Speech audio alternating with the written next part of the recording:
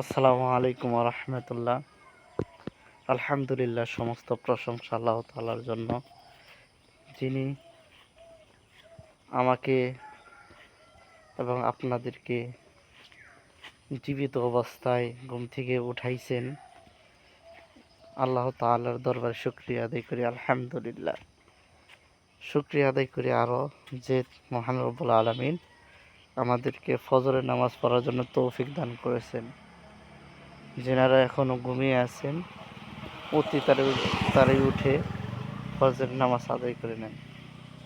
দেখেন, আজকে যদি মারা যান, আপনাকে ওই নীরব জায়গায়, ওই গুরুস্থানে একা একা রেখে আসবে। আপনাকে কেউ দেখতে যাওয়ার মতো সময় কারো হবে না। যিনি আমাদেরকে পরকালে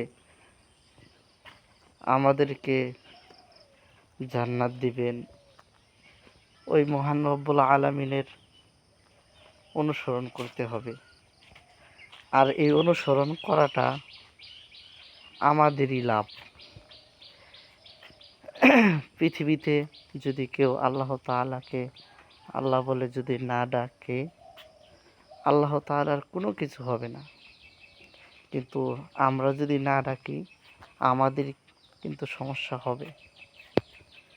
তাই আমাদের সকলের উচিত মহান রব্বুল আলামিনের দরবারে শুকরিয়া আদায় করা এবং তিনার ভালোবাসা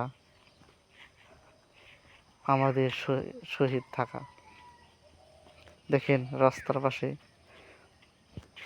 মানুষ বেশি দেখা যাচ্ছে না, কিছু গাড়ি চলতেছে, কিন্তু একটা বিষয়ে লক্ষ্য রাখবেন, অনেকেই ফজরের সময় উঠে কিন্তু ফজর নামাজ আদায় করতে চায় না। আসলে এটা ঠিক নয়। আবার যিনারা ঘুমিয়ে থাকেন, সারা রাত জাগেন, শেষ রাত্রে ঘুম আসেন, এটাও কিন্তু ঠিক নয়। আমাদের নিজেদের শরীরকে ক্ষতি করতেছি এবং মহান রব্বুল আলামিনের হুকুমও পালন করতেছি না।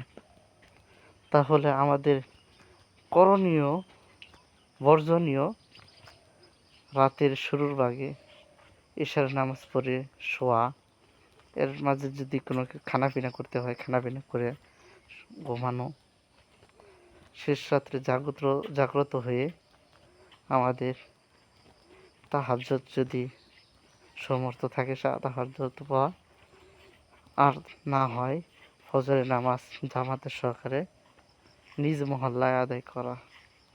অন্যান্য মহল্লায় আদায় করলে সমস্যা নাই, যেহেতু আল্লাহ তাআলার ঘর, মসজিদ। এটা হচ্ছে আমি যে জায়গায় ইমামের দায়িত্বে আছি, ওই মসজিদ মেন রোডের সাথেই।